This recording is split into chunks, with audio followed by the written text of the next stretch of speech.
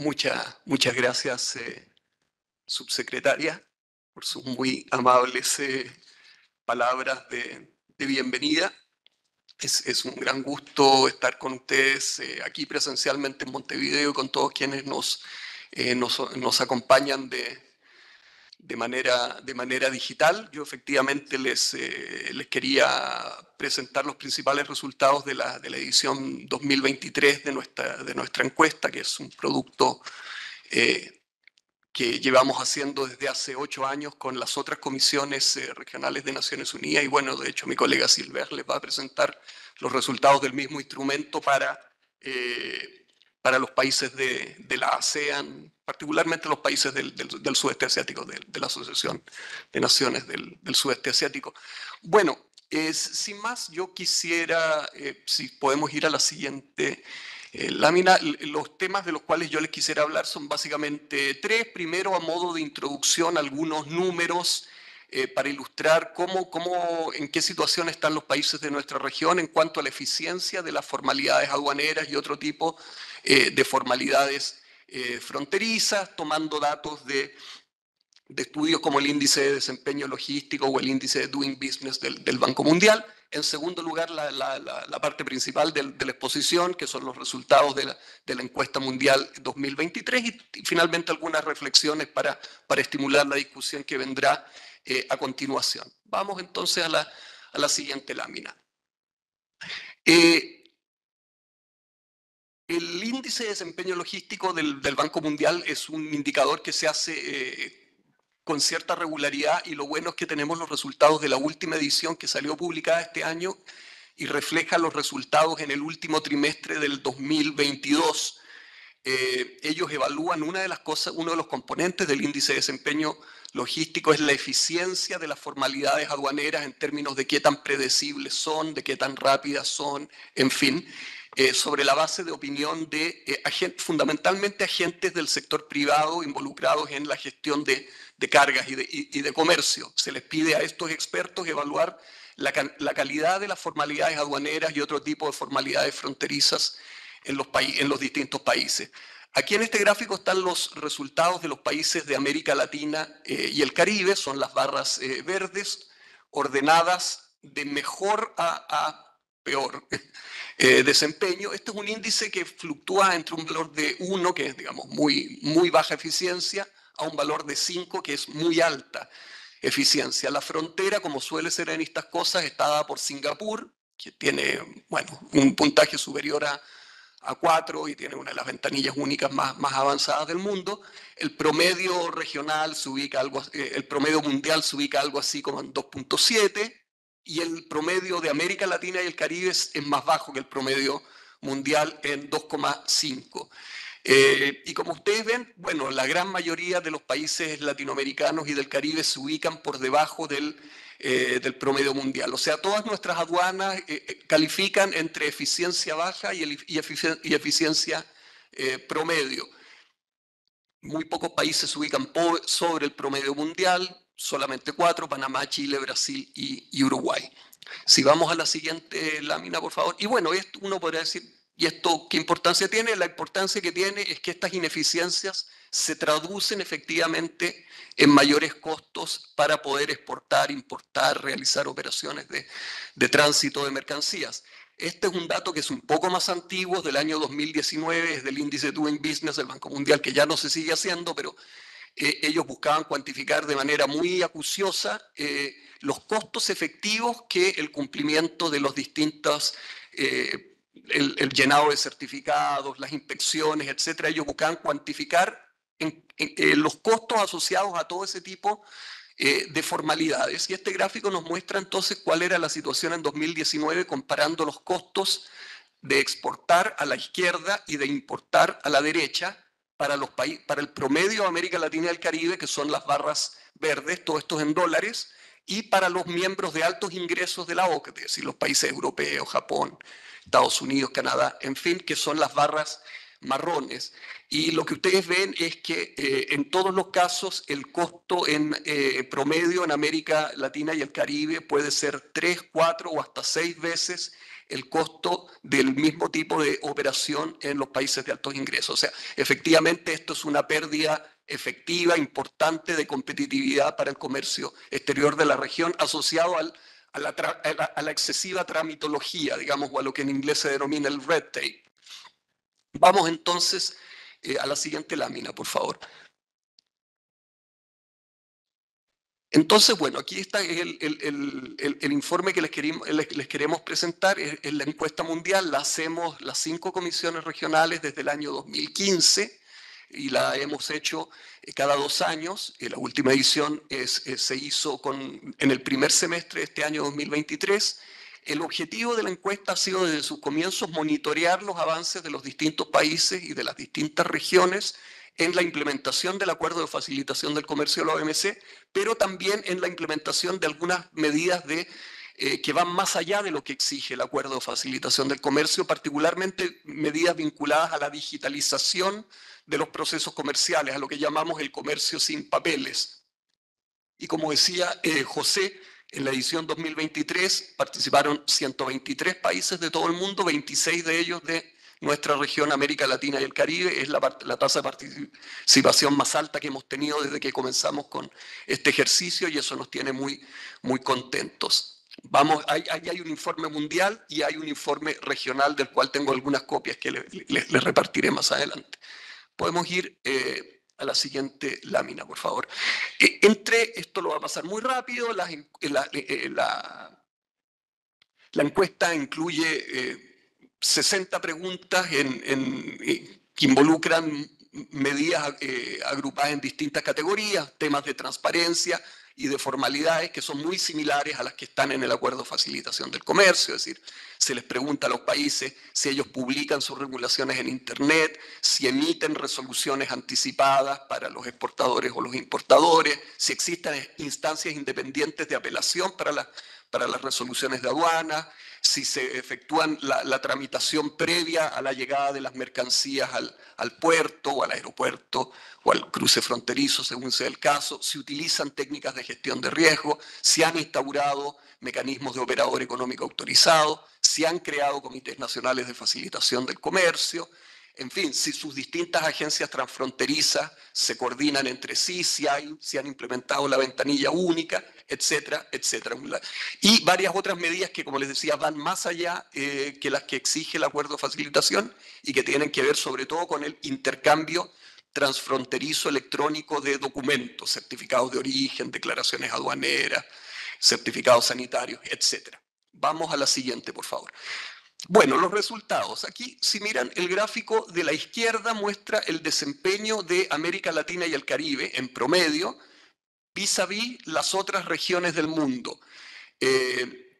Los países que están a la izquierda son los países a los que les fue mejor que América Latina y el Caribe, y los que están a la derecha son los países a los que o las regiones, perdón, a las que les fue peor. Y bueno, como no es sorprendente, el mejor resultado, un 85%, de implementación lo tienen los países desarrollados. Recordemos que los países desarrollados estaban obligados a implementar el 100% del Acuerdo de Facilitación del Comercio desde el día 1, por lo tanto no es sorprendente que tengan el mejor desempeño. Y después vienen precisamente los países de Asia del Este y del Sudeste, sobre los cuales nos va a presentar Silver en un momento más.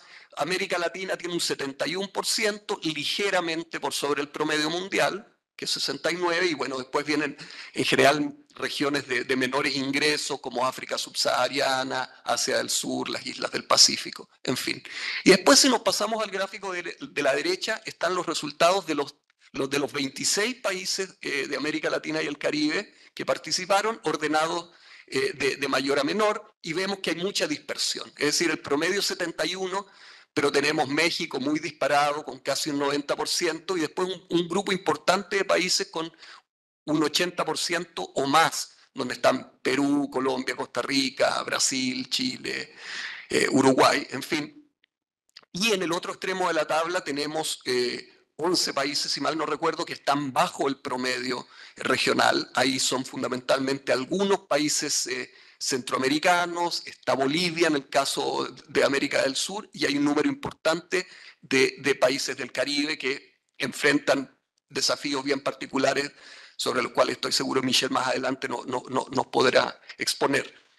Vamos a la siguiente, por favor. Este gráfico muestra el desempeño de América Latina y el Caribe, es decir, del conjunto de los 26 países, y después de las subregiones, América del Sur, Centroamérica y México, y el Caribe, en 4 dimensiones. Las medidas de transparencia, las medidas de formalidades, las medidas de comercio sin papel y las medidas de comercio transfronterizo sin papel. El comercio sin papel se refiere a la gestión de documentación fronteras adentro, es decir, cuando yo recurro ante los organismos que tienen que emitir papeles, documentos, licencias, permisos de mi propio país y cómo, si soy capaz de solicitar y obtener esos documentos por vía digital, por ejemplo, a través de las ventanillas únicas. Por el contrario, el comercio transfronterizo sin papel se refiere a la dimensión del intercambio de datos y de documentos a través de las fronteras desde un país al otro. Y bueno, el caso de América Latina y el Caribe, los mayores puntajes se obtienen en la dimensión de formalidades, 84%, y en la de transparencia, 76%, que son precisamente las 2 dimensiones que tienen más que ver, que coinciden casi en un 100% con los contenidos del acuerdo de facilitación del comercio, por lo tanto no es de extrañar que sean las áreas en las cuales nos va relativamente mejor. Y donde nos va menos bien es precisamente el área de comercio transfronterizo sin papel, lo cual tampoco es sorprendente porque eso requiere, es mucho más complicado desde un punto de vista de requisitos tecnológicos, financieros, de coordinación, en fin. Y ese patrón más o menos se repite tanto en el conjunto de la región como en las distintas subregiones. Vamos a la siguiente, por favor. En materia de transparencia y formalidades, como ya les decía, en general a la región le va bien, o sea, tiene un 80 o más por ciento de implementación en la mayoría de las medidas, la implementación de los comités nacionales de facilitación del comercio, el uso de la auditoría posterior al despacho de las mercancías, tramitación previa a la llegada de las mercancías a puerto, el uso de técnicas de gestión de riesgo, la consulta previa sobre nuevas regulaciones, muy importante, disposiciones para envíos urgentes, que básicamente son los que llegan por vía aérea, muy asociado al fenómeno del e-commerce, la implementación del operador económico autorizado. Es decir, en general vamos bien por ese lado. Hay algunas medidas específicas, pero importantes, en las cuales el desempeño no es malo, pero hay espacio de mejora. Por ejemplo, la publicación anticipada de nuevas regulaciones para que la gente se prepare para un cambio en las condiciones, un 73%, hay espacio de mejora. El uso de resoluciones anticipadas sobre clasificación arancelaria de origen, 69%. Esto es muy importante para darle certeza a los operadores de comercio exterior. Mecanismos de apelación de las resoluciones de aduanas, también hay espacio ahí de mejora. La publicación de los plazos medios de levante. Son pocas las aduanas que publican las estadísticas regularmente de cuánto se demora en promedio una mercancía, digamos, desde que llega hasta que se le da se permite el despacho. En fin, pero en general el desempeño en las áreas de transparencia y formalidades es bastante bueno. Vamos a la siguiente, por favor. Ahora, en materia de comercio sin papel, ya sea fronteras adentro o especialmente entre países, ahí la situación es más heterogénea, es más diversa.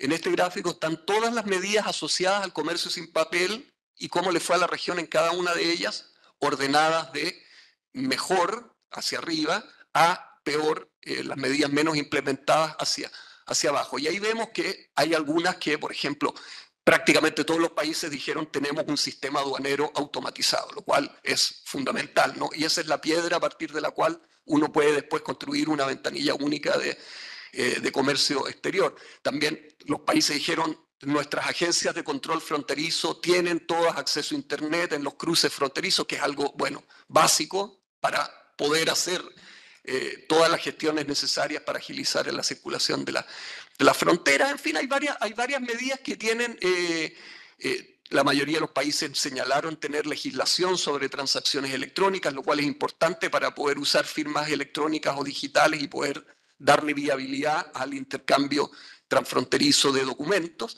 Pero en el otro extremo vemos que, por ejemplo, la solicitud y emisión electrónica de licencias y permisos tiene solo un 62% de implementación a nivel, insisto, de toda la región. Ahí hay bastante espacio de mejora. Y ya en lo que tiene que ver con el intercambio transfronterizo de documentos, hay algunas medidas que tienen tasas de implementación inferiores al 50%. Ahí estamos hablando del intercambio electrónico de certificados sanitarios y fitosanitarios, de declaraciones aduaneras, en fin, ahí hay mucho espacio todavía de mejora.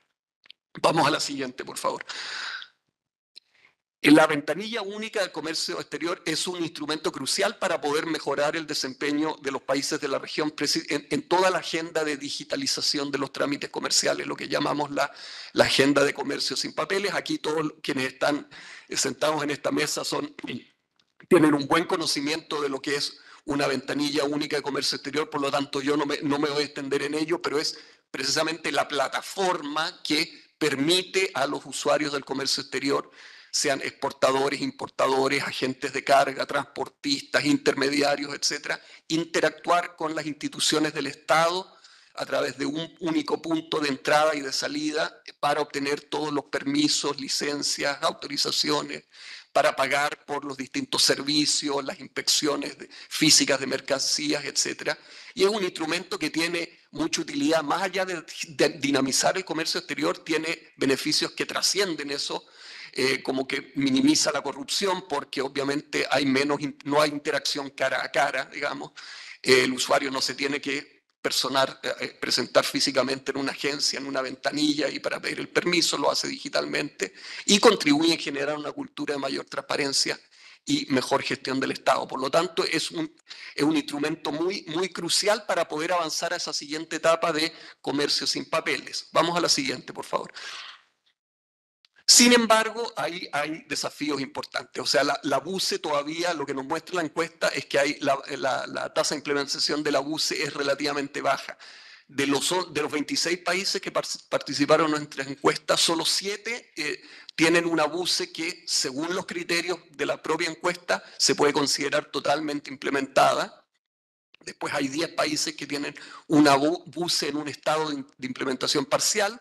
Y hay 9 países que a la fecha de realizar la encuesta en el primer semestre de 2023 declaraban aún no tener una BUCE en absoluto. Y varios de estos países, de hecho, han notificado a la OMC que van a implementar la BUCE en plazos bastante extensos, hacia finales, algunos de ellos hacia finales de esta década. Por cierto, esto no es sorprendente porque una BUCE es un instrumento extraordinariamente desafiante, no solo desde el punto de vista financiero y tecnológico, sino también porque requiere mucha coordinación interinstitucional, que las distintas agencias de gobierno se avengan a participar en este mecanismo y a dejar de hacer las cosas como lo hacían antes. Entonces no es fácil tener una BUCE, pero sí es muy importante, como les decía, para poder ir avanzando en la agenda de digitalización del comercio. Vamos a la siguiente, por favor.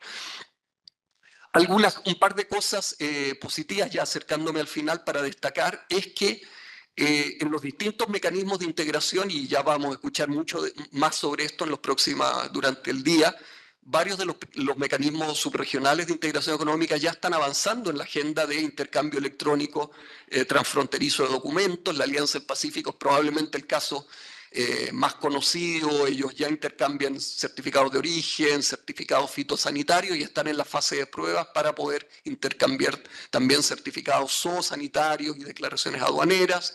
Los países de la integración centroamericana también ya intercambian entre ellos certificados de origen, declaraciones aduaneras y están en fase de pruebas para poder intercambiar los otros documentos. Lo propio ocurre en el caso del Mercosur. Relativamente menos avance, hasta por lo menos lo que nos mostró la encuesta en el caso del CARICOM y también de los países de la Comunidad Andina, donde en todo caso hay un proyecto en curso, el proyecto Intercom, que apunta precisamente a digitalizar toda la gestión del comercio exterior entre los países de la Comunidad Andina. Siguiente lámina, por favor. Otro avance importante es la implementación del operador económico autorizado y su reconocimiento mutuo. Todos los países latinoamericanos que participaron en la encuesta tienen programas de operador económico autorizado operativos. En el caso del Caribe aún no tanto, solo algunos países del Caribe lo tienen, otros no.